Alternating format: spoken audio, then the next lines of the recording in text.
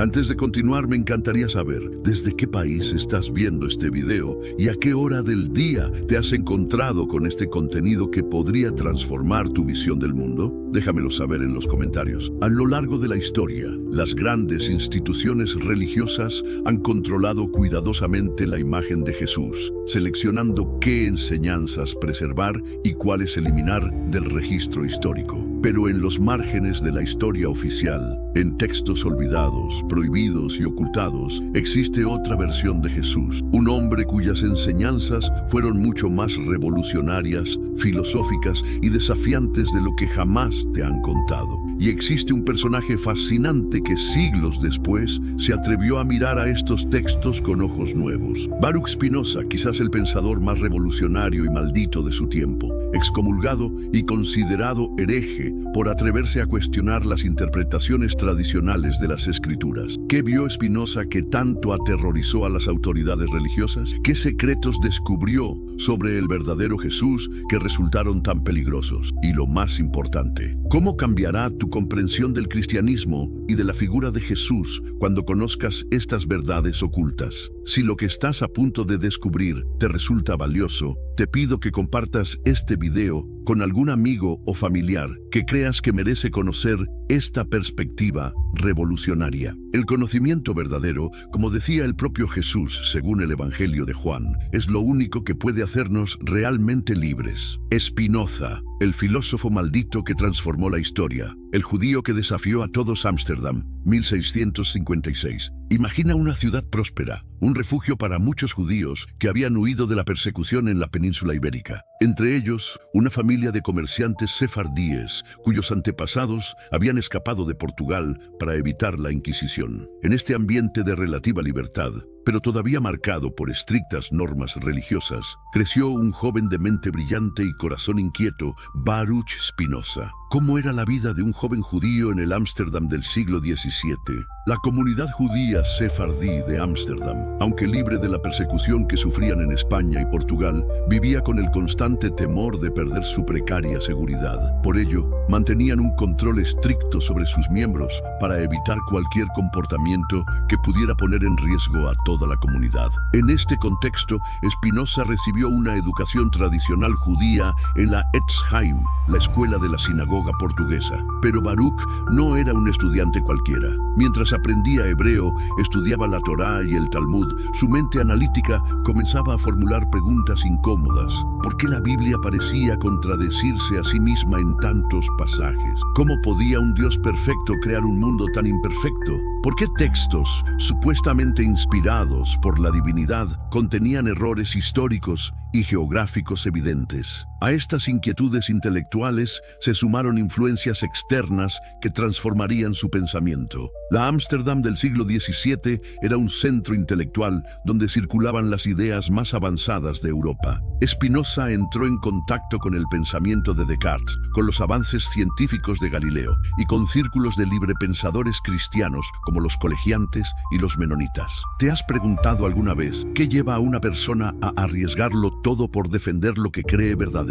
Para cuando Spinoza tenía 23 años, sus ideas se habían vuelto tan heterodoxas que provocaron la reacción más severa posible. El 27 de julio de 1656, el joven Baruch enfrentó la ceremonia del Erem, la excomunión judía. El texto de esta excomunión, uno de los más severos que se conocen, no deja lugar a dudas sobre la magnitud de la ruptura. Por decreto de los ángeles y por mandato de los santos, con el conocimiento de Dios, bendito sea, excomulgamos, expulsamos, maldecimos y anatematizamos a Baruch de Spinoza. Maldito sea de día y maldito sea de noche. Maldito sea cuando se acuesta y maldito sea cuando se levanta. Maldito sea cuando sale y maldito sea cuando regresa. Ordenamos que nadie mantenga con él comunicación oral o escrita, que nadie le preste ningún favor, que nadie permanezca con él bajo el mismo techo, que nadie lea ningún texto compuesto o escrito por él. ¿Puedes imaginar el impacto de semejante condena para un joven de 23 años? Spinoza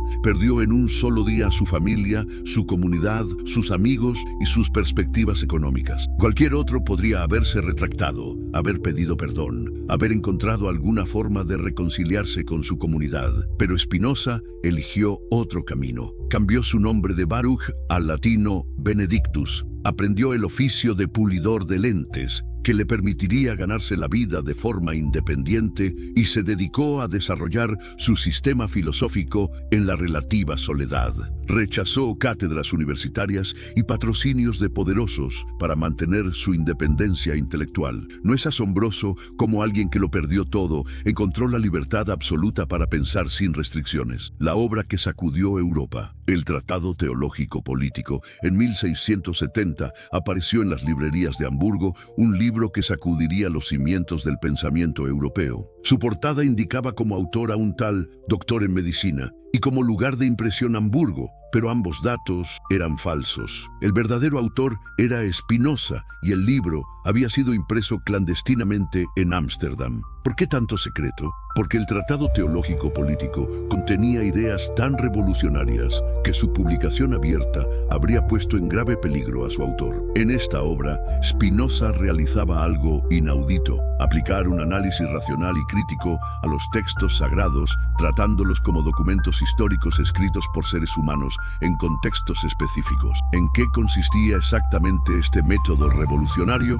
Spinoza propuso 7 principios fundamentales para interpretar la Biblia. Comprender la naturaleza y propiedades del lenguaje en que fueron escritos los libros bíblicos. Clasificar las afirmaciones de cada libro para determinar los principios fundamentales. Investigar la vida, costumbres e intereses de cada autor bíblico. Examinar el contexto histórico y destinatarios de cada libro. Estudiar la historia de cada texto, quién lo recopiló, cómo fue admitido en el canon, etc. Comparar diferentes versiones del mismo texto para detectar posibles alteraciones. Interpretar el significado de pasajes difíciles a la luz del conjunto de la Biblia. Este método, que hoy nos parece lógico y hasta obvio, representaba en el siglo XVII una ruptura radical con la forma en que se entendían los textos sagrados. ¿No es fascinante que algo que hoy consideramos sentido común pudiera ser tan revolucionario en su tiempo? La aplicación de este método llevó a Spinoza a conclusiones sorprendentes. Descubrió, por ejemplo, que el Pentateuco no podía haber sido escrito íntegramente por Moisés, como afirmaba la tradición, ya que contenía la narración de su propia muerte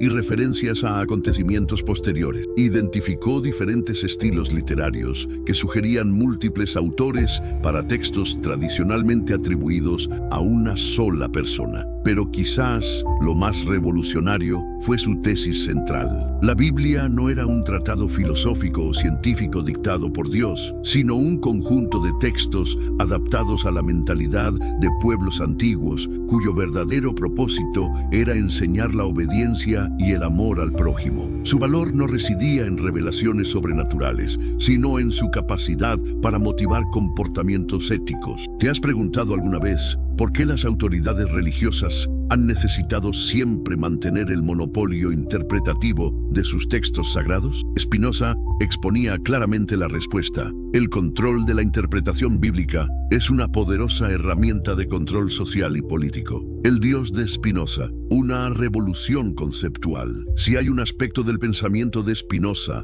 que revolucionó para siempre la teología y la filosofía, fue su concepto de Dios. ¿Cómo podría un hombre excomulgado por hereje ofrecer una de las concepciones más profundas de la divinidad en la historia del pensamiento? Para comprenderlo, debemos abandonar casi todo lo que asociamos tradicionalmente con la idea de Dios. El Dios de Spinoza no es un ser personal, no tiene voluntad como los humanos, no premia ni castiga, no se alegra ni se enfada, no crea el mundo mediante un acto deliberado, ni interviene milagrosamente en él. ¿Qué es entonces este Dios spinoziano? Es la naturaleza misma entendida en su dimensión infinita y eterna. Es la única sustancia que existe, de la cual todo lo demás, incluyéndonos a nosotros, son meros modos o expresiones temporales. Spinoza lo expresa con su famosa fórmula: Deus sive natura, Dios, o sea, la naturaleza. En la Ética, su obra maestra publicada póstumamente,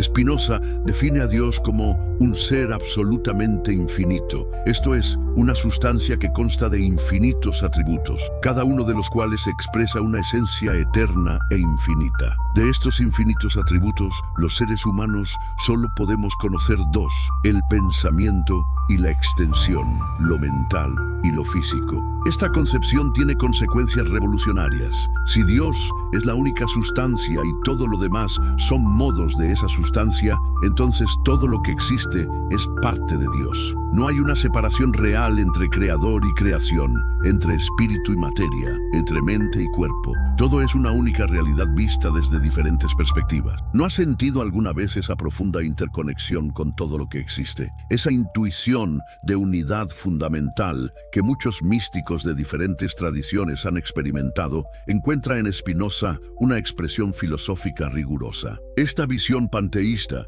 o panenteísta, como algunos prefieren, fue considerada una herejía imperdonable en su tiempo, pero encendería la imaginación de generaciones futuras. Einstein, cuando le preguntaron si creía en Dios, respondió: creo en el Dios de Spinoza, que se revela en la armonía de todo lo que existe, pero no en un Dios que se ocupa del destino y las acciones de los seres humanos. Desde esta perspectiva, ¿cómo interpretaría Spinoza la figura de Jesús? Si Dios no es un ser personal que envía emisarios al mundo, ¿quién fue realmente Jesús de Nazaret? La libertad como ideal supremo. Quizás el aspecto menos conocido, pero más relevante del pensamiento espinociano para nuestra comprensión de Jesús, sea su defensa radical de la libertad de pensamiento. En el prefacio del Tratado Teológico Político, Spinoza escribe palabras que siguen resonando con fuerza casi 4 siglos después. La libertad de filosofar no solo puede concederse sin perjuicio para la piedad y la paz del Estado, sino que no puede ser abolida sin suprimir con ella la paz del Estado y la piedad misma. ¿Por qué esta defensa de la libertad intelectual era tan crucial para Spinoza? Porque entendía que la verdadera comprensión de Dios, naturaleza, solo puede alcanzarse mediante el libre ejercicio de la razón, nunca a través de imposiciones dogmáticas o amenazas. La autoridad religiosa que prohíbe el cuestionamiento demuestra su propia inseguridad y, paradójicamente, su falta de fe en la capacidad de la verdad para sostenerse por sí misma. Para Spinoza, la verdadera religión no necesita milagros ni revelaciones especiales, no requiere de autoridades que dicten lo que debemos creer. Su esencia es simple y accesible a todos: la práctica de la justicia y la caridad. Todo lo demás, rituales, dogmas, jerarquías sacerdotales, pertenece al ámbito de la organización social e histórica, no a la verdad eterna. ¿No es asombroso que este defensor de la libertad de pensamiento, este hombre que arriesgó todo por la verdad, fuera contemporáneo de la Inquisición, de las guerras de religión que devastaban Europa, de persecuciones y censuras? ¿No nos recuerda en cierto modo a otro hombre que, 16 siglos antes, había desafiado las autoridades religiosas de su tiempo en nombre de una verdad superior? Amigos que nos siguen desde diferentes partes del mundo hispano se dan cuenta de la extraña similitud entre Spinoza y Jesús, ambos judíos marginados por su comunidad, ambos considerados herejes peligrosos, ambos dedicados a buscar una comprensión más profunda de lo divino, más allá de rituales y tradiciones. Esta conexión será el punto de partida para explorar la visión spinociana de Jesús. Si les está gustando este análisis profundo, por favor compartan este video con algún amigo o familiar que pueda apreciar estas reflexiones. Es importante que estos conocimientos circulen libremente, como Spinoza hubiera querido. Los evangelios ocultos, la historia silenciada, el gran engaño, la formación del canon bíblico. ¿Alguna vez te has preguntado quién decidió qué textos formarían parte de la Biblia que conocemos hoy? ¿Por qué tenemos 4 evangelios y no más o menos? ¿Quién tuvo el poder para determinar qué enseñanzas de Jesús serían preservadas y cuáles serían eliminadas del registro histórico? La realidad es mucho más compleja y turbulenta de lo que la mayoría de las personas imagina. Contrario a la creencia popular, no hubo un momento específico en que un grupo de sabios guiados por el Espíritu Santo seleccionaron los textos inspirados. La formación del canon del Nuevo Testamento fue un proceso largo, disputado y a menudo violento que se extendió durante varios siglos. Durante los primeros 200 años después de la muerte de Jesús, existía una asombrosa diversidad de comunidades cristianas con interpretaciones muy diferentes de su mensaje. Los cristianos gnósticos de Alejandría, los ebionitas judeocristianos de Palestina, los seguidores de Marción en Asia Menor, los montanistas de Frigia y muchos otros grupos leían y veneraban diferentes colecciones de textos. ¿Sabes que en esa época circulaban decenas de evangelios diferentes? Además de los 4 que conocemos hoy, Mateo, Marcos, Lucas y Juan, existían el Evangelio de Tomás, el Evangelio de Felipe, el Evangelio de María Magdalena, el Evangelio de Pedro, el Evangelio de los egipcios, el Evangelio de los ebionitas, el Evangelio de la verdad, el Evangelio de Judas y muchos más que apenas conocemos por fragmentos o referencias indirectas. ¿Cuándo y cómo comenzó el proceso de selección canónica? A mediados del siglo II, las tensiones entre diferentes corrientes cristianas se intensificaron. Figuras como Ireneo de Lyon comenzaron a argumentar que solo 4 evangelios eran legítimos, utilizando analogías como los 4 vientos o las 4 esquinas del mundo para justificar este número. ¿Te has dado cuenta de lo arbitrario de este razonamiento? Si existen 4 vientos principales, ¿eso significa que solo deben existir 4 evangelios auténticos? Esta argumentación simbólica revela la naturaleza construida del canon. No había una razón teológica o histórica inherente para preferir exactamente 4 textos. Era una decisión política disfrazada de revelación divina. El proceso de canonización se aceleró cuando el cristianismo se convirtió en la religión oficial del Imperio Romano bajo Constantino. Con el poder imperial respaldando a ciertas facciones cristianas, las perspectivas alternativas fueron sistemáticamente marginadas. En el año 367, Atanasio, obispo de Alejandría, publicó su famosa Carta Pascual con una lista de libros que coincide casi exactamente con nuestro Nuevo Testamento actual. El Concilio de Cartago en 397 d.C. finalmente confirmó esta selección, pero lo más fascinante es lo que sucedió con los textos rechazados. Muchos fueron activamente destruidos, quemados o prohibidos. Otros fueron escondidos por comunidades perseguidas. Durante casi 1600 años, estos evangelios alternativos permanecieron mayormente desconocidos para el mundo, hasta que empezaron a reaparecer. En 1945, cerca de la localidad de Nag Hammadi, en Egipto, un campesino llamado Muhammad Ali al-Saman descubrió accidentalmente una vasija sellada mientras buscaba fertilizante natural.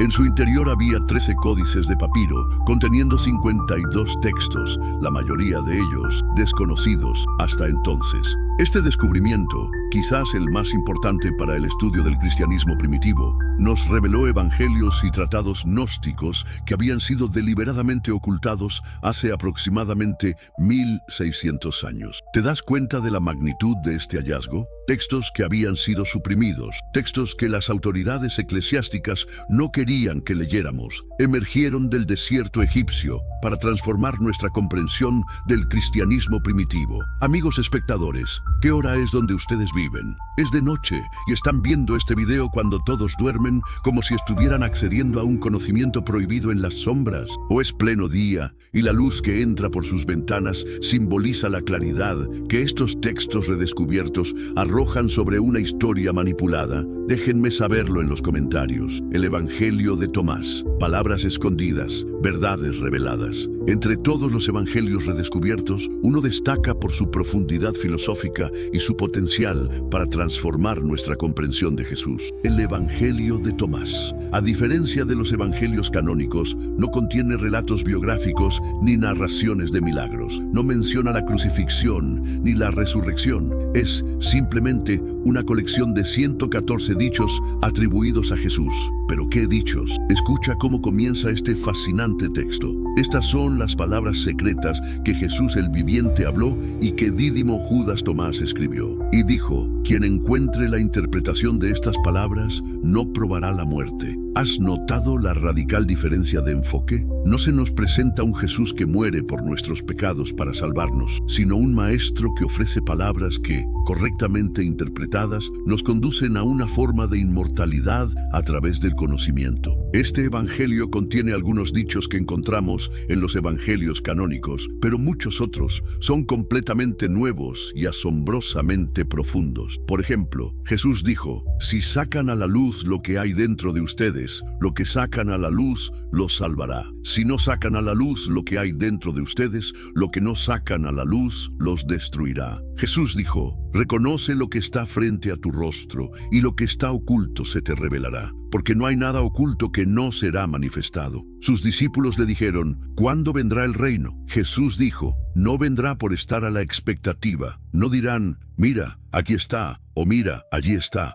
Más bien, el reino del Padre está extendido sobre la tierra, y los hombres no lo ven. ¿No nos presentan estas palabras una imagen de Jesús radicalmente diferente? No un taumaturgo sobrenatural, sino un maestro de sabiduría que invita a una profunda transformación interior. No un Mesías político, ni una deidad encarnada, sino un guía hacia el autoconocimiento como camino de liberación. Los estudiosos datan la composición original del Evangelio de Tomás entre los años 50 y 140 de Cristo, lo que significa que podría ser contemporáneo o incluso anterior a algunos de los evangelios canónicos. ¿Por qué entonces fue excluido del canon? Precisamente porque presenta un Jesús demasiado filosófico, demasiado místico, un Jesús que invita al conocimiento directo en lugar de a la mediación institucional.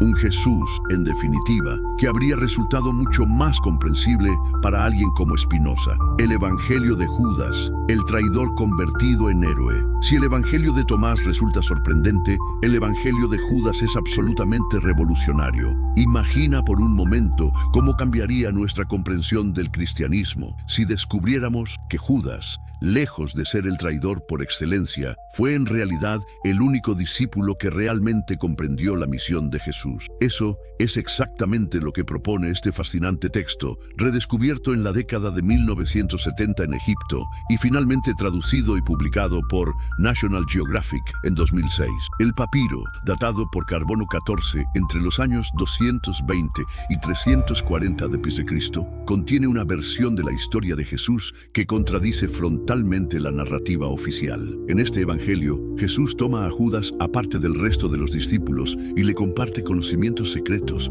sobre los misterios del reino. Le explica que los otros discípulos adoran a un Dios inferior, el demiurgo creador del mundo material, sin reconocer la existencia de un Dios superior y trascendente. Y lo más sorprendente, Jesús le pide a Judas que lo entregue a las autoridades como parte de un plan divino para liberarse de su cuerpo físico y permitir que su espíritu regrese al reino de la luz. Tú lo superarás a todos ellos, pues tú sacrificarás al hombre que me reviste. Mira, a ti te han dicho todas las cosas. Levanta tus ojos y mira la nube y la luz dentro de ella y las estrellas que la rodean. Y la estrella que guía el camino, esa es tu estrella. ¿No es asombroso? El Judas de este evangelio no es un traidor movido por la codicia, sino el discípulo más iluminado, el único capaz de entender la verdadera naturaleza de la misión de Jesús. Esta inversión radical de uno de los elementos más fundamentales de la narrativa cristiana nos obliga a cuestionar: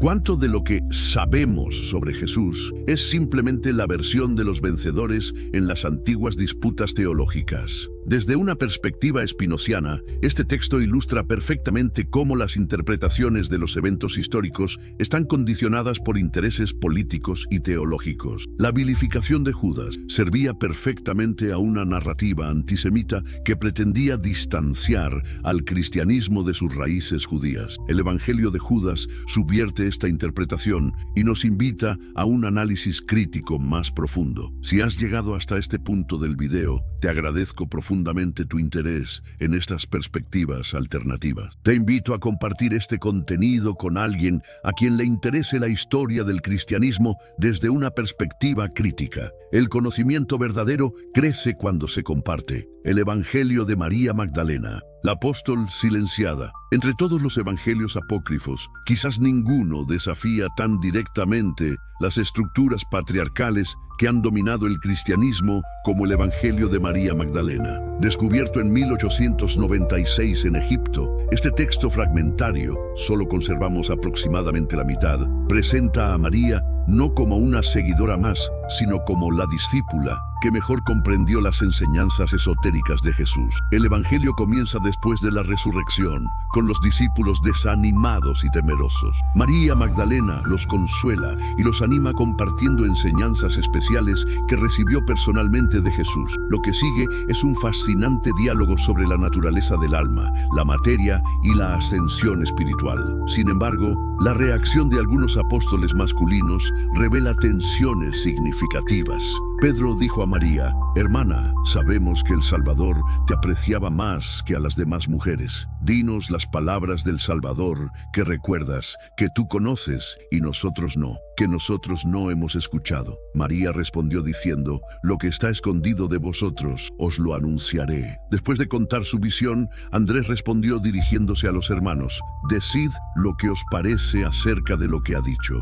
Yo, por mi parte, no creo que el Salvador haya dicho estas cosas. Estas doctrinas son extrañas. Pedro también intervino a propósito de estas cuestiones y les preguntó acerca del Salvador. «Ha hablado con una mujer sin que lo sepamos, y no manifiestamente, de modo que todos debamos volvernos y escucharla. ¿La ha preferido a nosotros?». Entonces María se echó a llorar y dijo a Pedro: «Pedro, hermano mío, ¿qué piensas? ¿Supones acaso que yo he inventado estas cosas en mi corazón o que miento respecto al Salvador?». Leví dijo a Pedro: «Pedro, siempre has sido impulsivo. Ahora te veo ejercitándote contra una mujer como si fuera un adversario. Sin embargo, si el Salvador la hizo digna, ¿quién eres tú para rechazarla? Bien cierto es que el Salvador la conoce perfectamente. Por esto la amó más que a nosotros». ¿No es fascinante este testimonio de las tensiones de género en las primeras comunidades cristianas? El texto muestra claramente un conflicto entre una tradición que reconocía la autoridad espiritual de María Magdalena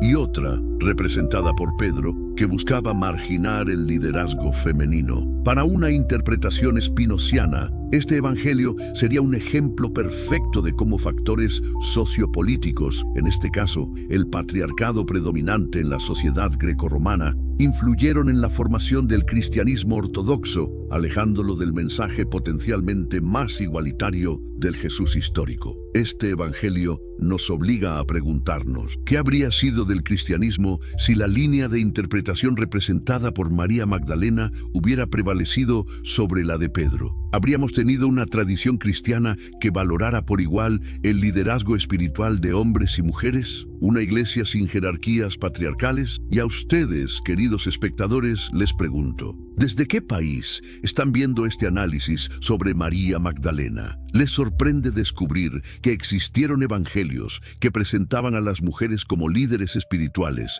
con autoridad apostólica? Déjenme sus reflexiones en los comentarios. Jesús según Spinoza, el filósofo, no el milagrero, la mente extraordinaria, un genio ético más allá de su tiempo. Aunque Spinoza nunca escribió un tratado específico sobre Jesús, sus comentarios dispersos en el Tratado Teológico Político revelan una admiración profunda por el Nazareno, no como hijo sobrenatural de Dios, sino como un ser humano con una comprensión excepcional de las verdades éticas fundamentales. Los códigos ocultos en los evangelios gnósticos. ¿Alguna vez te has preguntado si lo que conoces sobre Jesús es apenas la punta del iceberg? Y si te dijera que durante siglos se han ocultado textos que revelan una dimensión completamente diferente del mensaje de Jesús. Antes de continuar, ¿de qué país nos estás viendo? Escribe en los comentarios desde dónde nos acompañas y a qué hora estás mirando este video. Nos encantaría saber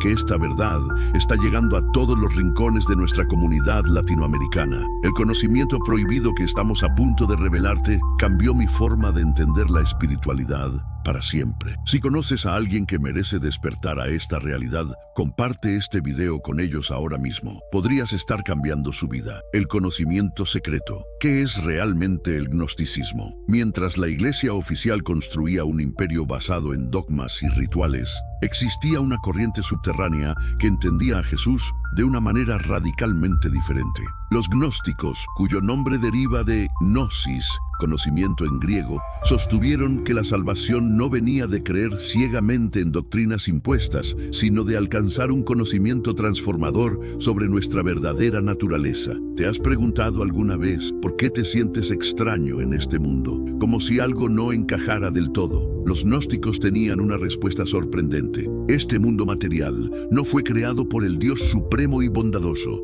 sino por un demiurgo inferior e imperfecto. Tu espíritu, esa chispa divina que sientes dentro, está atrapado en la materia, en un cuerpo y un mundo que no son tu verdadero hogar. Para los gnósticos, la misión de Jesús no fue morir por nuestros pecados en un sacrificio sangriento, sino traer el conocimiento liberador que nos permite reconocer nuestra verdadera naturaleza divina. Conócete a ti mismo y conocerás a Dios, decían. Una frase que resuena profundamente con la filosofía de Spinoza, para quien el verdadero conocimiento de uno mismo era inseparable del conocimiento de Dios, naturaleza. Esta visión fue tan amenazadora para la iglesia emergente que dedicó enormes esfuerzos a su destrucción sistemática. ¿Por qué tanto miedo a estas ideas? Porque un Jesús que nos invita a encontrar lo divino dentro de nosotros mismos hace innecesarios los intermediarios religiosos y sus estructuras de poder. Spinoza, aunque no conoció directamente estos evangelios gnósticos redescubiertos en Nag Hammadi, Egipto, en 1945, llegó a conclusiones sorprendentemente similares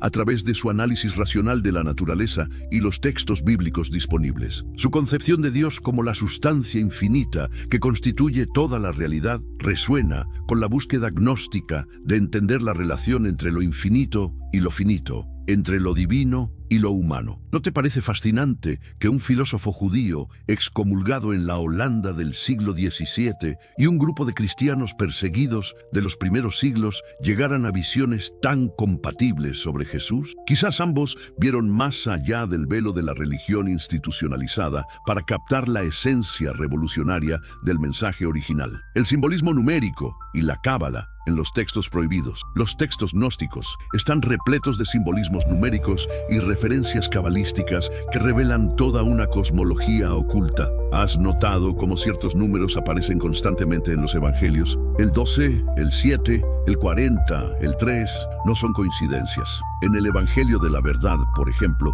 se mencionan 30 eones que componen el pleroma divino, la plenitud de la divinidad. El número 30 aparece también en la edad en que Jesús comenzó su ministerio. El apócrifo de Juan describe elaborados sistemas de entidades divinas organizadas en patrones numéricos precisos. Ogdoadas, grupos de 8, dodécadas, grupos de 12 y décadas, grupos de 10.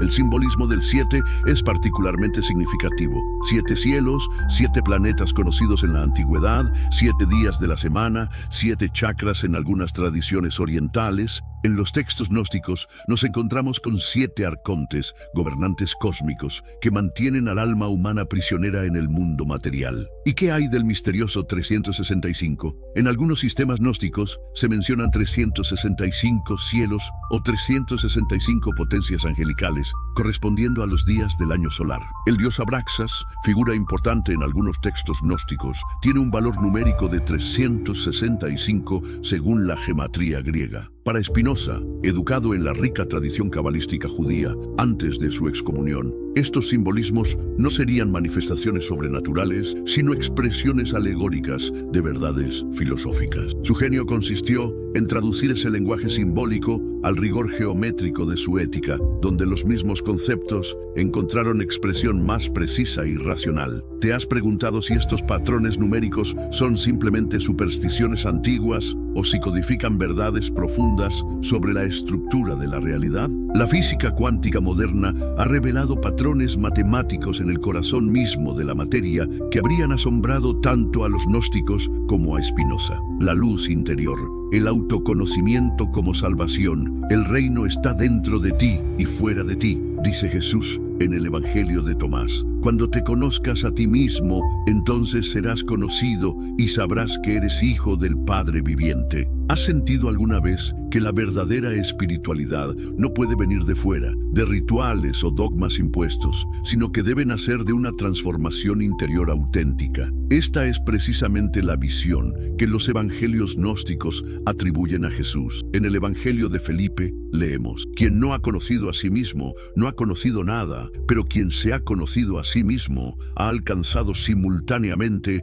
el conocimiento sobre la profundidad del todo. Esta noción de que el verdadero conocimiento salvífico proviene del interior resuena profundamente con la filosofía de Spinoza. Para el filósofo holandés, la libertad humana y la felicidad suprema se alcanzan mediante el conocimiento del tercer género, la intuición directa de las esencias singulares en su relación con la sustancia infinita, Dios o naturaleza. Este conocimiento no es meramente intelectual, sino transformador. Cambia fundamentalmente nuestra relación con nuestros deseos, pasiones y con el mundo. Spinoza desarrolla en el quinto libro de su Ética el concepto del amor intelectual de Dios como la forma más elevada de conocimiento y felicidad humana. Cuando comprendemos adecuadamente nuestra naturaleza y su lugar en el orden infinito del universo, experimentamos una forma de eternidad que trasciende nuestra existencia temporal. No es sorprendente cómo esta concepción filosófica del siglo XVII converge con las enseñanzas atribuidas a Jesús en textos suprimidos por la Iglesia oficial. Ambas tradiciones, aunque expresadas en lenguajes diferentes, confluyen en la idea de que la transformación interior mediante el conocimiento verdadero constituye el auténtico camino espiritual. La Iglesia institucional, por supuesto, tenía buenas razones para temer esta visión. Un Jesús que nos invita a buscar lo divino dentro de nosotros mismos desafía directamente la autoridad de quienes reclaman el monopolio de la intermediación con Dios.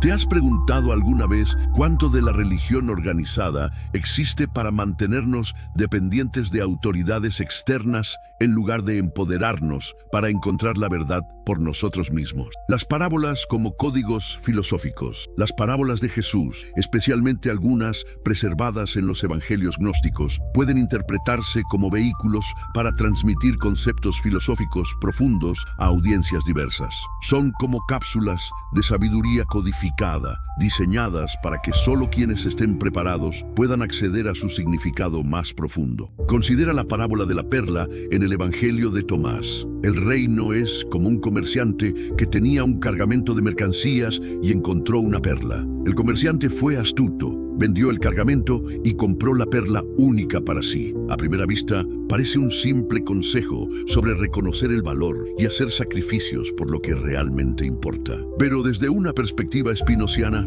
esta parábola puede leerse como una alegoría del proceso filosófico fundamental: distinguir entre conocimientos superficiales, el cargamento de mercancías, y la verdad esencial, la perla única, que da sentido a todo lo demás. Otra parábola fascinante del Evangelio de Tomás dice: el reino del Padre es como una mujer que llevaba un cántaro lleno de harina. Mientras caminaba por un camino lejano, el asa del cántaro se rompió y la harina se derramó detrás de ella en el camino. Ella no lo sabía, no había notado el accidente. Cuando llegó a su casa, puso el cántaro en el suelo y lo encontró vacío. ¿No refleja esto perfectamente nuestra condición humana? Caminamos por la vida perdiendo gradualmente nuestra conexión con lo esencial, con nuestra naturaleza divina, sin darnos cuenta hasta que un día despertamos al vacío de una existencia alienada. Spinoza, que utilizaba frecuentemente ejemplos geométricos para ilustrar conceptos metafísicos complejos, habría apreciado profundamente esta dimensión pedagógica de las enseñanzas de Jesús. Su propio método, presentado en la Ética según el orden geométrico, refleja la misma preocupación por hacer accesibles verdades difíciles mediante analogías y estructuras clarificadoras. Desde esta perspectiva, las parábolas de Jesús no serían meros relatos moralizantes, sino herramientas didácticas sofisticadas, diseñadas para guiar a los oyentes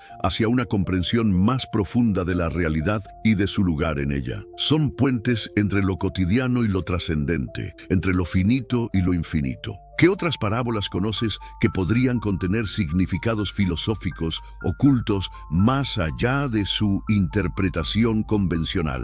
comparte tus reflexiones en los comentarios y no olvides etiquetar a algún amigo que disfrute de estas exploraciones profundas. La crucifixión y resurrección, una interpretación spinoziana. Y si todo lo que te han contado sobre la crucifixión y resurrección de Jesús fuera apenas la superficie de un significado mucho más profundo, hoy vamos a sumergirnos en los aspectos más controversiales del mensaje cristiano, mirándolos a través de la lente revolucionaria del filósofo Baruch Spinoza. Antes de continuar, nos encantaría saber desde qué país nos estás viendo. México, Argentina, Colombia, España. Déjanos saber en los comentarios y a qué hora estás viendo este video. Y si crees que alguien más debería conocer estas verdades ocultas, comparte este video ahora mismo. Podría ser el inicio de un despertar espiritual para esa persona. El sacrificio como símbolo filosófico, no como expiación mágica. La interpretación tradicional nos presenta la crucifixión de Jesús como un sacrificio expiatorio. El Hijo de Dios muriendo para satisfacer la justicia divina y pagar por nuestros pecados. Esta visión, sin embargo, plantea profundos problemas teológicos y filosóficos.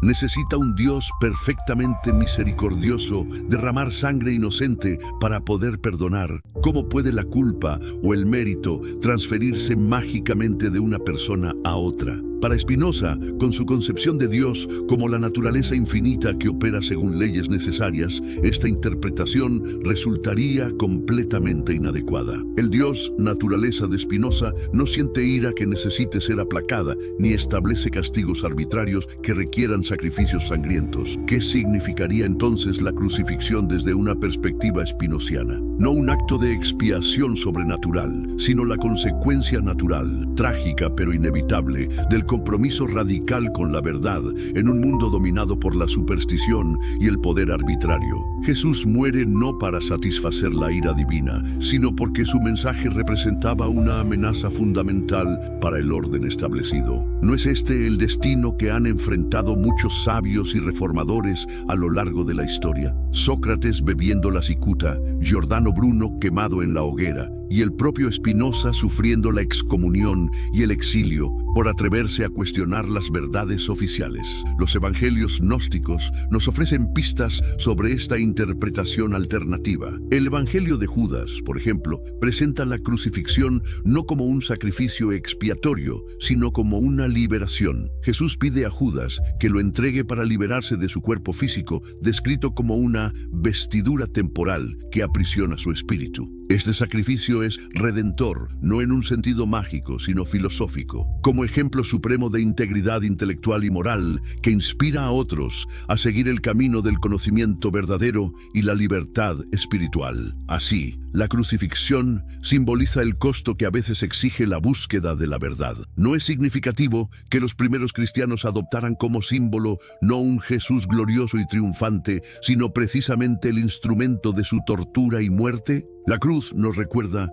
que el camino hacia la verdad puede exigir el sacrificio de nuestras seguridades, de nuestras creencias confortables, incluso de nuestra vida social o física. La resurrección como metáfora de la inmortalidad del pensamiento. La resurrección física de Jesús representa el dogma central del cristianismo tradicional. Sin embargo, esta interpretación literal plantea innumerables problemas lógicos y filosóficos. ¿Qué significa realmente resucitar en cuerpo y alma? ¿Cómo podría un cuerpo material trascender las leyes naturales?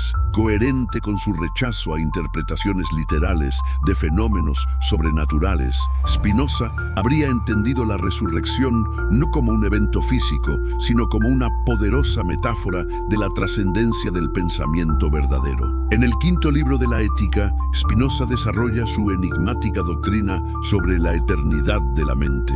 La mente humana no puede destruirse absolutamente con el cuerpo, sino que de ella queda algo eterno. Para muchos intérpretes, esta eternidad de la mente no implica supervivencia personal después de la muerte, sino la participación del pensamiento humano adecuado en el orden eterno de la naturaleza. Desde esta perspectiva, la resurrección de Jesús simbolizaría la permanencia y el poder continuo de sus enseñanzas verdaderas que sobreviven a su existencia física. Los relatos sobre apariciones post-mortem podrían interpretarse como expresiones de esta continuidad espiritual e intelectual experimentada por sus seguidores. Es fascinante notar cómo algunos textos gnósticos apuntan en esta dirección. El Evangelio de Felipe sugiere que la resurrección debe experimentarse antes de la muerte física. Aquellos que dicen que primero morirán y luego resucitarán están equivocados. Si no reciben primero la resurrección mientras viven,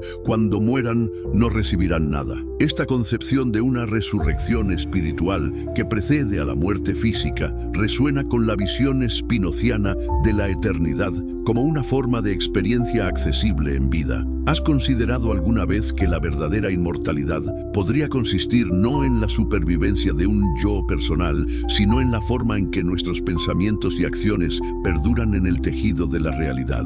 ¿No es esta una concepción más profunda y filosóficamente coherente que la ingenua imagen de cuerpos físicos flotando en un paraíso celestial? El cuerpo y el espíritu. Dualismo versus monismo en la interpretación de Jesús. La interpretación tradicional cristiana de la resurrección se basa en un dualismo cuerpo-alma que Spinoza rechazaba explícitamente. Para la ortodoxia, el alma inmortal se separa temporalmente del cuerpo en la muerte para reunirse con él en la resurrección final. Spinoza revolucionó la filosofía occidental con su monismo radical. Cuerpo y mente no son dos sustancias distintas, sino dos atributos, extensión y pensamiento, de la misma y única sustancia. El orden y conexión de las ideas es el mismo que el orden y conexión de las cosas, afirma en la Ética, negando cualquier separación ontológica entre lo mental y lo físico. Esta visión monista ofrece una perspectiva radicalmente diferente sobre las enseñanzas de Jesús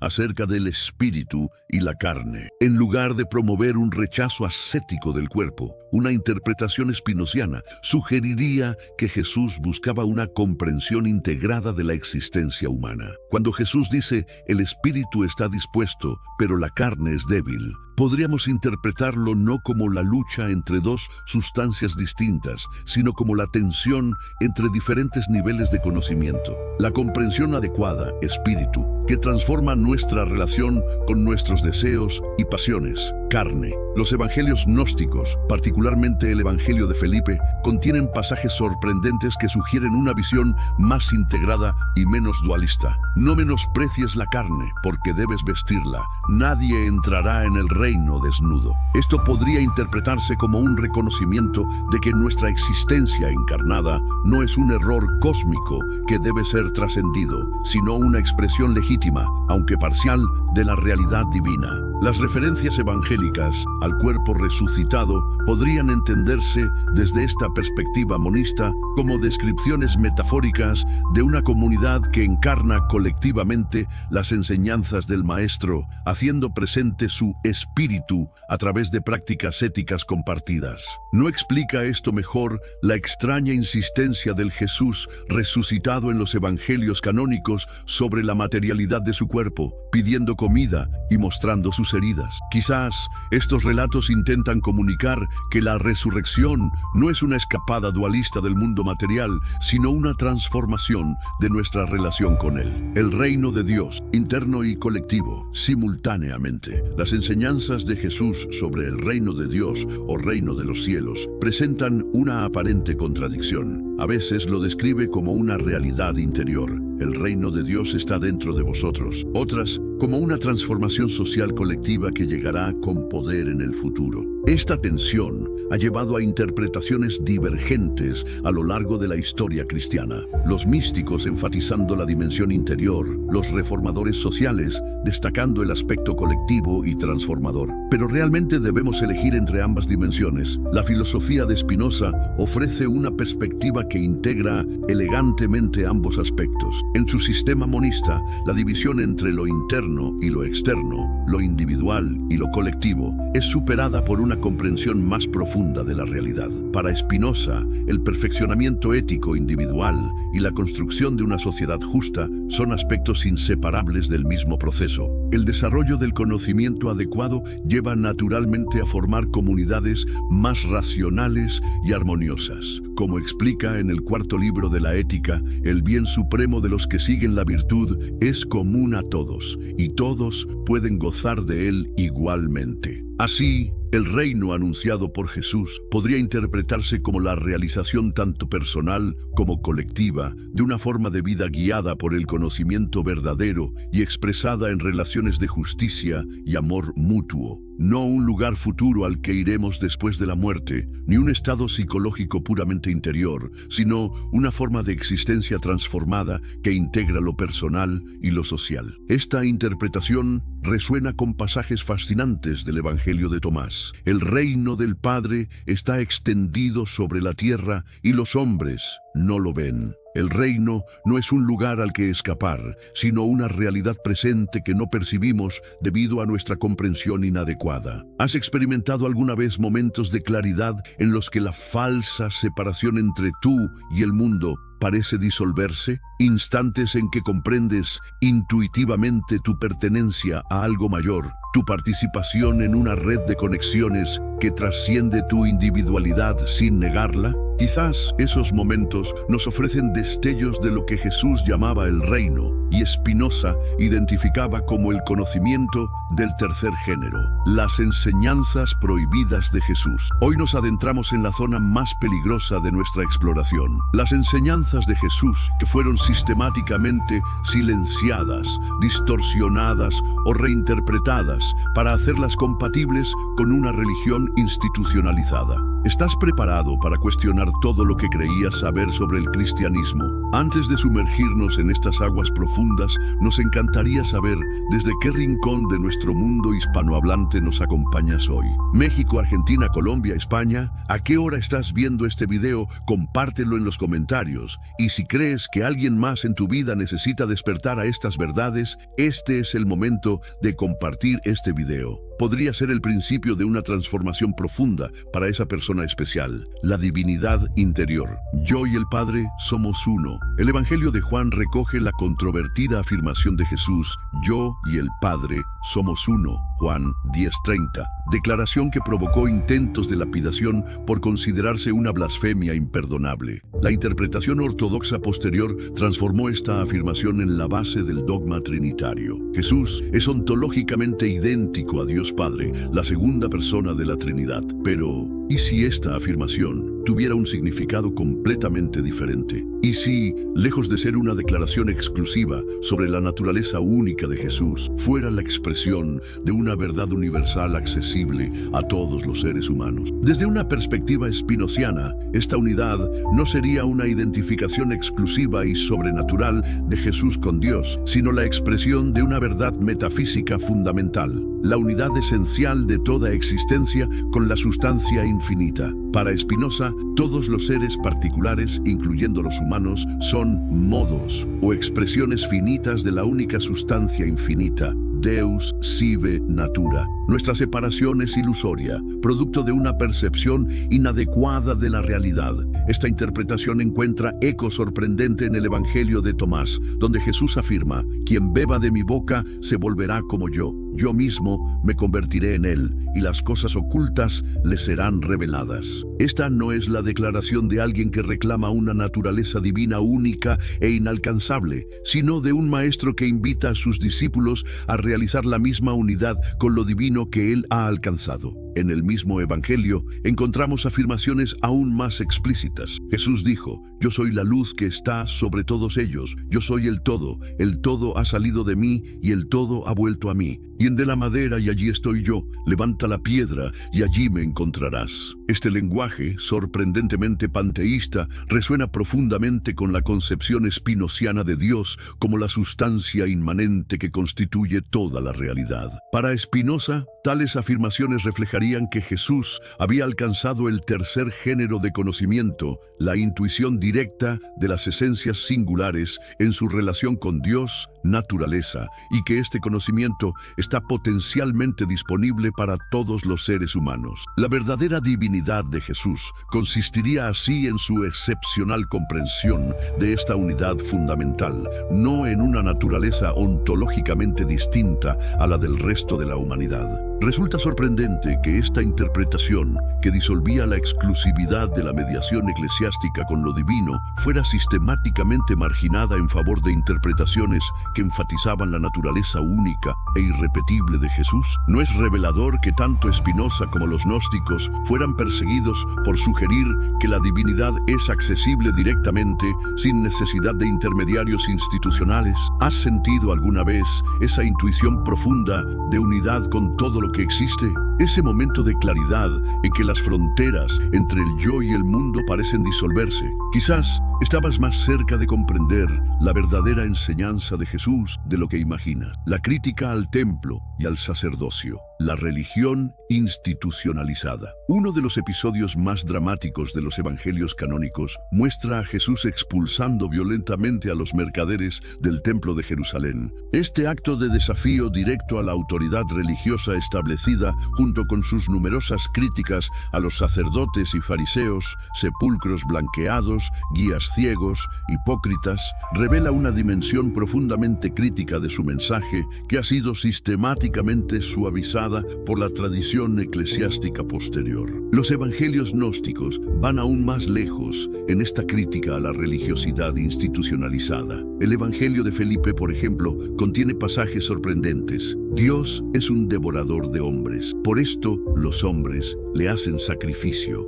Antes de que Cristo viniera, no había pan en el mundo, como en el paraíso, donde estaba el árbol que alimentaba a los animales, pero no tenía trigo para alimentar a los hombres. Los hombres se alimentaban como los animales, pero cuando vino Cristo, el hombre perfecto, trajo pan del cielo para que el hombre se alimentara con alimento de hombre. Aquí, la religión sacrificial tradicional es caracterizada como una forma de antropofagia simbólica que Cristo vino a superar. Esta dimensión del mensaje de Jesús encuentra un eco directo en la crítica de Spinoza a la superstición y al uso político de la religión. En el prefacio del Tratado Teológico Político denuncia cómo la religión se ha convertido en un conjunto de prejuicios, que transforman a los hombres de seres racionales en bestias, al impedir totalmente que cada uno use su libre juicio y distinga lo verdadero de lo falso. Para Spinoza, la auténtica piedad consiste en la práctica de la justicia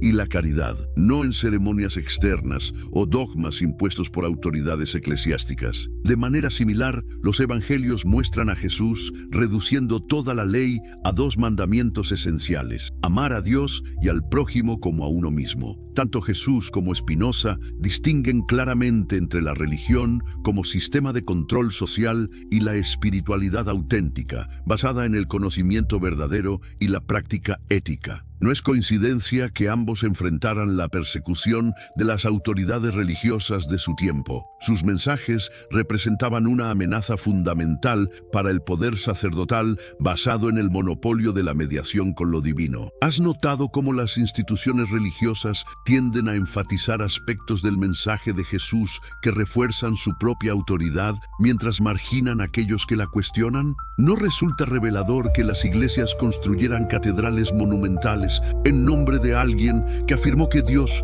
no habita en templos hechos por manos humanas? La comunidad de bienes. Dimensión económica del mensaje. Una de las dimensiones más sistemáticamente ignoradas del cristianismo primitivo es su radical organización económica. Los Hechos de los Apóstoles describen sin ambigüedad cómo la primera comunidad cristiana tenía todas las cosas en común y distribuía a cada uno según su necesidad. Todos los creyentes estaban juntos y tenían todas las cosas en común. Vendían sus propiedades y posesiones y compartían con todos según la necesidad de cada uno. Hechos 2, 44, 45. No había entre ellos ningún necesitado, porque todos los que poseían terrenos o casas los vendían, traían el precio de lo vendido y lo ponían a los pies de los apóstoles, y se repartía a cada uno según su necesidad. Hechos 4, 34, 35. Los evangelios prohibidos según Spinoza. El verdadero Jesús, capítulos 7, 8, 9. Y conclusión, la cristología oculta. ¿Quién fue verdaderamente Jesús? ¿Alguna vez te has preguntado si todo lo que te contaron sobre Jesús es realmente la historia completa? ¿O si detrás de las páginas de los evangelios oficiales se esconde una verdad mucho más revolucionaria? Hoy vamos a adentrarnos en las profundidades de una historia que durante siglos ha sido deliberadamente ocultada. Una historia que cuando la descubras cambiará para siempre tu forma de entender no solo el cristianismo, sino también la naturaleza misma de la espiritualidad humana. ¿De qué país nos estás viendo hoy? ¿Es de mañana, tarde o quizás estás desvelándote con nosotros en la madrugada? Déjalo en los comentarios mientras nos sumergimos en esta fascinante exploración. Jesús como revolucionario político y social. La imagen de un Jesús pasivo, meramente espiritual y desconectado de las realidades políticas de su tiempo, es una de las distorsiones más grandes de la historia. ¿Quién era realmente este hombre que sacudió los cimientos del imperio más poderoso de la antigüedad?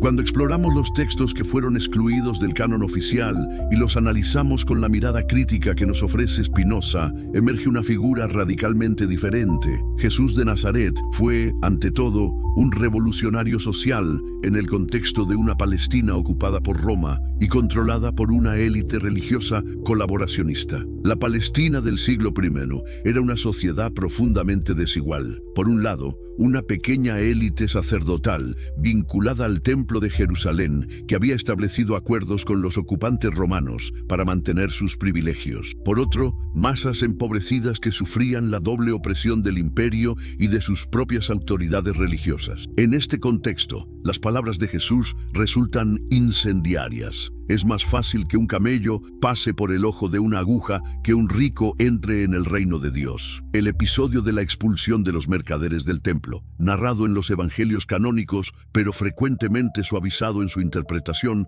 constituye un acto de desobediencia civil y desafío directo a la autoridad establecida. ¿Te has preguntado alguna vez por qué este acto aparentemente aislado fue suficiente para desencadenar su arresto y ejecución? La respuesta es simple. Este acto simbolizaba un cuestionamiento radical al sistema económico religioso que sustentaba las estructuras de poder. En el Evangelio de Tomás encontramos dichos como: si tienes dinero, no lo prestes con interés, sino dáselo a aquel de quien no lo recibirás de vuelta. Esta dimensión económica del mensaje de Jesús fue sistemáticamente marginada por el cristianismo institucional que, tras convertirse en religión oficial del Imperio Romano, necesitaba reconciliarse con las estructuras de poder existentes. Spinoza, quien vivió en la emergente sociedad capitalista holandesa del siglo XVII, habría reconocido claramente esta dimensión política de Jesús. Como defensor de la democracia y crítico de los sistemas de dominación basados en la superstición,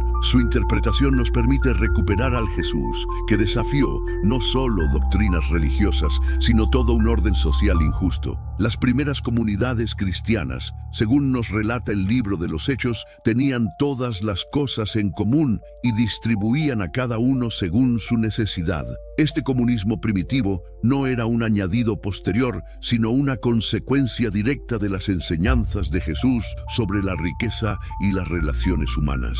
No resulta significativo que esta dimensión haya sido tan minimizada en las interpretaciones dominantes del cristianismo. En el manuscrito de Nag Hammadi, conocido como Apocalipsis de Pedro, encontramos una crítica explícita a quienes utilizarían el nombre de Cristo para justificar jerarquías y opresiones. Otros habrá, fuera del número nuestro, que se llaman a sí mismos obispos y también diáconos, como si hubieran recibido su autoridad de Dios. Estos se someten al juicio de los líderes. Esos hombres son canales sin agua. ¿Estás viendo esto de mañana? ¿De tarde quizás? Déjanos en los comentarios a qué hora estás descubriendo estas verdades que durante tanto tiempo han permanecido ocultas. La comunidad igualitaria de Jesús. Una de las dimensiones más revolucionarias del movimiento iniciado por Jesús fue su estructura comunitaria radicalmente igualitaria, especialmente en lo referente al rol de las mujeres y los esclavos. Esta dimensión, amenazante para el orden patriarcal romano, fue progresivamente diluida conforme el cristianismo se institucionalizaba. Los evangelios canónicos, pese a haber sido editados para ajustarse mejor a las normas sociales greco-romanas, conservan indicios de esta radicalidad original.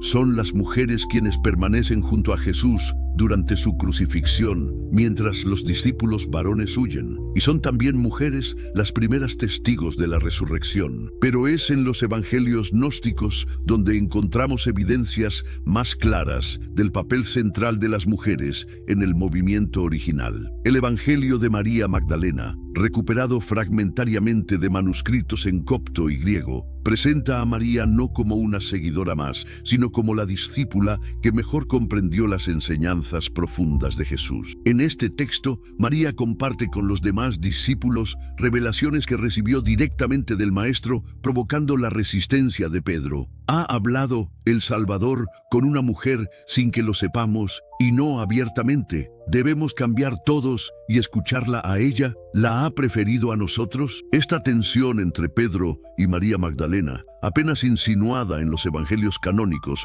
pero explícita en los textos gnósticos, revelaría un conflicto histórico real en las primeras comunidades cristianas: la resistencia de elementos patriarcales frente al potencial igualitario del movimiento original. El Evangelio de Felipe va aún más lejos, sugiriendo una relación especialmente íntima entre Jesús y María Magdalena. El Salvador amaba a María Magdalena más que a todos los discípulos y solía besarla en la palabra faltante frecuentemente. La palabra faltante en el manuscrito ha sido objeto de intenso debate académico, pero más allá de especulaciones sobre la naturaleza exacta de esta relación, el texto evidencia el rol prominente de María dentro del círculo íntimo de Jesús.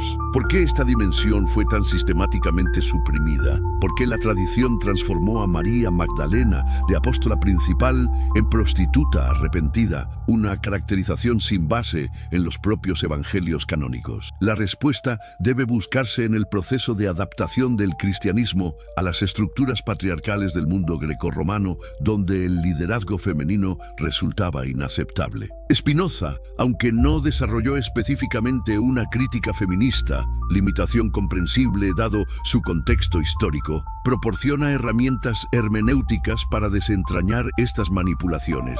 Su insistencia en contextualizar históricamente los textos bíblicos nos permite reconocer en estas omisiones y distorsiones la influencia de factores culturales específicos, no de signos divinos. Además de María Magdalena, los evangelios apócrifos mencionan a numerosas mujeres como discípulas importantes: Salomé, Marta, María, hermana de Lázaro, y otras aparecen no como seguidoras pasivas, sino como interlocutoras activas que cuestionan y dialogan con Jesús. El Evangelio de Tomás recoge intercambios significativos entre Jesús y Salomé, mientras que en textos gnósticos la figura de Sofía, sabiduría, adquiere dimensiones cósmicas.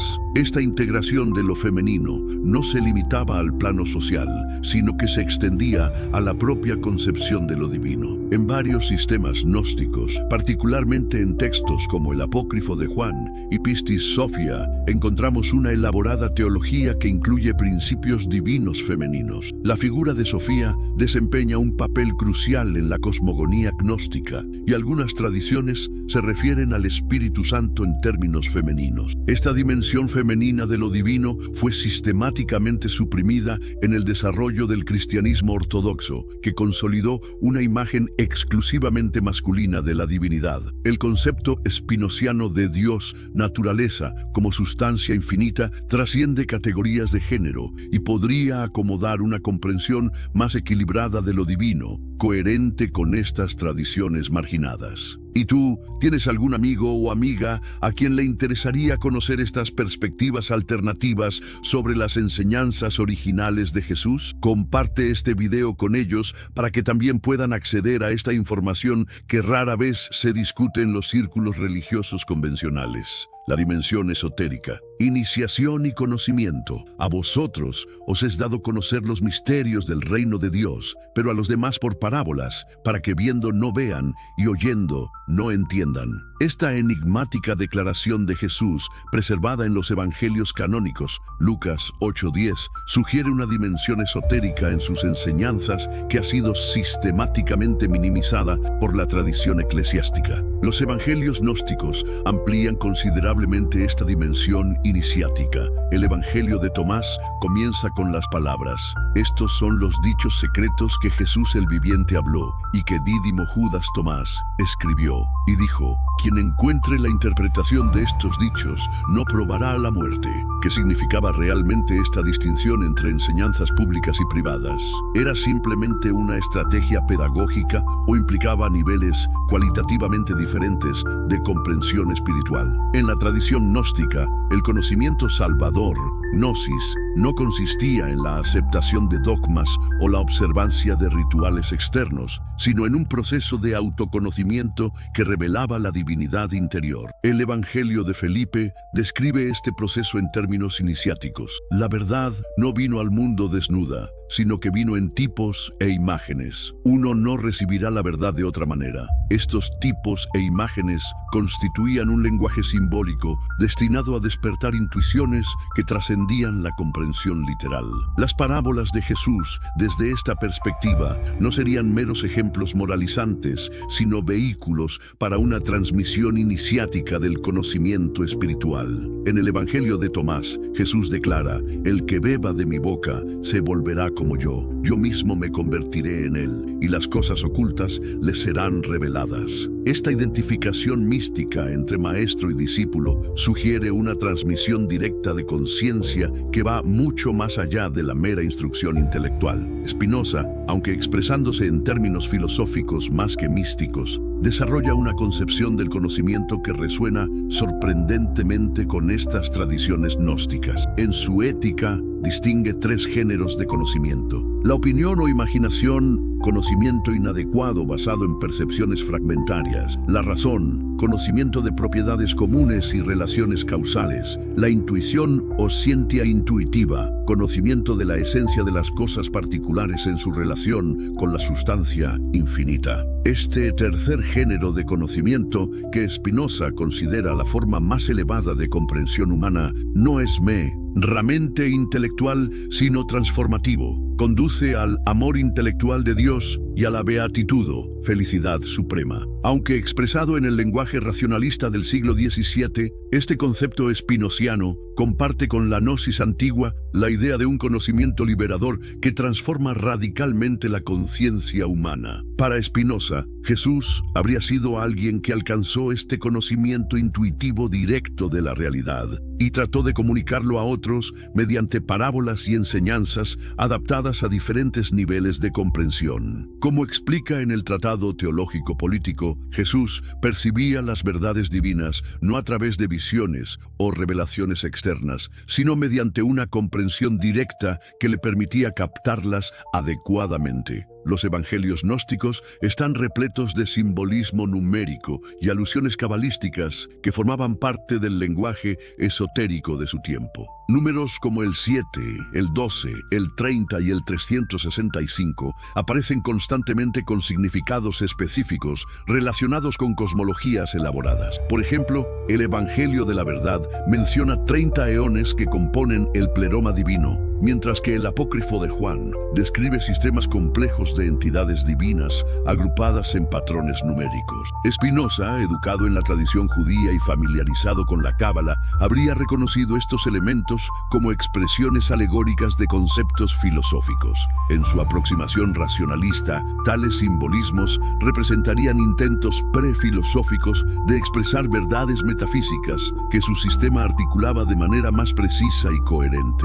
No resulta fascinante que tradiciones aparentemente tan distintas como el gnosticismo antiguo y el racionalismo spinociano coincidan en la idea de un conocimiento transformador que trasciende la mera instrucción intelectual. ¿No sugiere esto que, bajo diferentes lenguajes y conceptualizaciones, ambas tradiciones apuntan hacia una dimensión de la experiencia humana que las formulaciones dogmáticas del cristianismo institucional han oscurecido? Si este contenido está resonando contigo, compártelo con alguien que creas que necesita escuchar esta perspectiva diferente sobre las enseñanzas originales de Jesús. La verdad merece ser compartida, especialmente cuando ha permanecido oculta durante tanto tiempo. El Jesús histórico veces el Cristo de la fe. La distinción entre el Jesús histórico y el Cristo de la fe ha sido uno de los temas centrales de la investigación bíblica académica desde el siglo XIX. Sin embargo, las implicaciones radicales de esta distinción rara vez alcanzan al público general. La reconstrucción del Jesús histórico a partir de los textos disponibles es un ejercicio complejo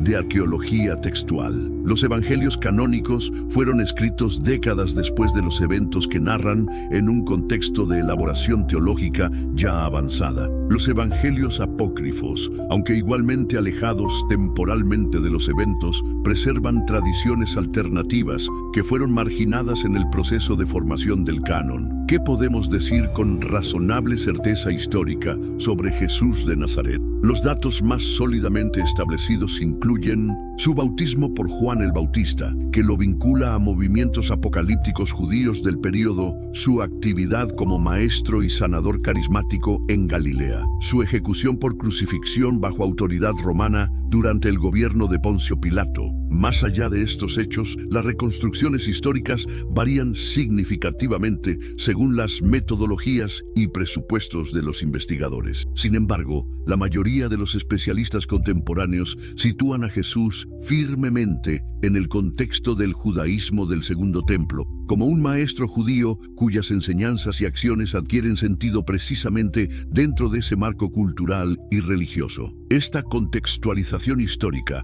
resulta perfectamente coherente con la aproximación hermenéutica de Spinoza, quien en el Tratado Teológico Político insiste en la necesidad de comprender los textos bíblicos a partir de su contexto histórico específico y no desde dogmas teológicos posteriores. Los evangelios gnósticos y otros textos apócrifos, aunque históricamente problemáticos como fuentes directas sobre el Jesús histórico, ofrecen ventanas fascinantes hacia los diversos modos en que las primeras generaciones de seguidores interpretaron su figura y mensaje. La pluralidad de cristianismos en los primeros siglos revela un proceso mucho más complejo y dinámico que la narrativa tradicional de una transmisión lineal y uniforme desde Jesús hasta la iglesia institucional. El Evangelio de Judas, por ejemplo, invierte radicalmente uno de los elementos más establecidos de la narrativa cristiana, la traición de Judas. Según este texto, descubierto en la década de 1970 y datado en el siglo III, Judas actuó siguiendo instrucciones del propio Jesús, quien le habría pedido que lo entregara como parte de un plan para liberar su espíritu del cuerpo físico. Esta inversión completa de la narrativa tradicional ilustra la diversidad de interpretaciones que coexistían en los primeros siglos. Para Spinoza, la figura histórica de Jesús habría sido la de un maestro excepcional que comprendió profundamente las verdades éticas fundamentales y las comunicó de manera accesible a sus contemporáneos. Su grandeza no radicaría en supuestos poderes sobrenaturales, sino en su capacidad para percibir y transmitir principios universales de justicia y amor bajo las formas culturales disponibles en su tiempo. La divergencia entre esta figura histórica y el Cristo de los dogmas posteriores representaría para Spinoza un ejemplo paradigmático de cómo las instituciones religiosas tienden a transformar enseñanzas filosóficas y éticas en sistemas de creencias sobrenaturales que refuerzan su propia autoridad. ¿Te has preguntado alguna vez cuánto de lo que consideramos cristianismo proviene realmente de Jesús y cuánto fue añadido posteriormente? ¿No resulta significativo que las cuestiones que más preocuparon a la ortodoxia posterior, la Trinidad, la naturaleza de Cristo, el pecado original, apenas aparezcan en los dichos atribuidos directamente a Jesús? Desde este ángulo, el proyecto spinociano de separar la esencia ética de la religión de sus elementos supersticiosos e institucionales puede interpretarse como un intento de recuperar algo del impulso original de las enseñanzas de Jesús, liberándolas de las capas de dogma y ritual acumuladas a lo largo de los siglos. Estamos acercándonos al final de este recorrido fascinante. ¿A qué hora del día estás viendo este video? ¿Y desde qué país nos acompañas en esta exploración de las dimensiones ocultas del mensaje original de Jesús? Déjalo en los comentarios mientras continuamos. La divinidad interior. la herencia más radical. El reino de Dios está dentro de vosotros. Lucas 17:21. Esta afirmación de Jesús, preservada incluso en los evangelios canónicos, contiene quizás la esencia más radical de su mensaje, especialmente cuando se lee en conjunción con otros dichos conservados en los evangelios gnósticos. En el evangelio de Tomás encontramos: el reino está dentro de ti y fuera de ti. Y cuando te conozcas a ti mismo, entonces serás conocido y sabrás que eres hijo del Padre viviente. Esta identificación directa entre autoconocimiento y conocimiento de lo divino constituye el núcleo de la gnosis. El Evangelio de Felipe elabora esta idea: no temas a la carne ni la ames. Si la temes, te dominará. Si la amas, te devorará y paralizará. Este texto sugiere que el verdadero obstáculo para realizar nuestra naturaleza divina no es el cuerpo en sí mismo, como sostendrían algunas interpretaciones dualistas, sino nuestra identificación con él, ya sea en forma de rechazo temeroso o de apego excesivo. Para Spinoza, estas formulaciones míticas expresarían de manera prefilosófica una verdad metafísica fundamental: la unidad esencial entre lo humano y lo divino. En su sistema, las mentes humanas son modos o expresiones particulares del atributo del pensamiento de la única sustancia infinita, Deus sive natura. Nuestros cuerpos, simultáneamente, son expresiones del atributo de la extensión de esa misma sustancia. La famosa afirmación de Jesús: yo y el Padre somos uno, Juan 10:30, que le valió acusaciones de blasfemia, adquiere desde esta perspectiva un significado radicalmente diferente. No se trataría de una identificación exclusiva y sobrenatural de Jesús con Dios, sino de la expresión de una verdad metafísica universal, la unidad fundamental de toda existencia con la sustancia infinita. Esta interpretación se refuerza con otro dicho de Jesús en el Evangelio de Tomás: quien beba de mi boca se volverá como yo mismo me convertiré en él, y las cosas ocultas le serán reveladas. La verdadera divinidad de Jesús consistiría así en su excepcional comprensión de esta unidad fundamental, no en una naturaleza ontológicamente distinta a la del resto de la humanidad. El conocimiento salvífico, desde esta perspectiva, no consistiría en aceptar doctrinas sobre un Dios externo, sino en reconocer la presencia de lo divino en nuestra propia naturaleza. Como afirma otro dicho del Evangelio de Tomás: si sacas a la luz lo que está dentro de ti, lo que saques te salvará. Si no sacas a la luz lo que está dentro de ti, lo que no saques te destruirá. Esta dimensión de interioridad radical se perdió progresivamente conforme el cristianismo se institucionalizaba. La salvación pasó a depender de la mediación eclesiástica, los sacramentos administrados por un sacerdocio exclusivamente masculino, y la aceptación de dogmas definidos por concilios controlados por autoridades imperiales. La experiencia directa de lo divino fue reemplazada por sistemas teológicos cada vez más elaborados y alejados de la vivencia cotidiana. Spinoza, como Jesús, sufrió la persecución de las autoridades religiosas precisamente por cuestionar este monopolio institucional de lo divino. Su excomunión de la comunidad judía de Ámsterdam en 1656 utilizó términos de extraordinaria severidad, condenándolo a ser expulsado, maldito, execrado y anatematizado con el anatema con que Josué anatematizó a Jericó. Este rechazo institucional no impidió que desarrollara una de las filosofías más profundas e influyentes de la historia occidental. La verdadera herejía de Spinoza, como la de Jesús antes que él, consistió en desafiar el monopolio sacerdotal sobre lo divino y afirmar la capacidad humana para acceder directamente a la verdad mediante el ejercicio adecuado de nuestras facultades naturales. En su célebre fórmula Deus sive natura, Dios es identificado con la totalidad de la naturaleza, eliminando la distinción entre lo natural y lo sobrenatural que fundamenta el poder de las instituciones religiosas como mediadoras exclusivas con lo divino. ¿Te has preguntado alguna vez por qué las instituciones religiosas han insistido tanto en nuestra separación de lo divino? ¿Por qué la idea de que el reino de Dios está dentro de nosotros resulta tan amenazante para las jerarquías eclesiásticas? La respuesta es simple: una religión basada en la experiencia directa de lo divino hace innecesarios a los mediadores institucionales.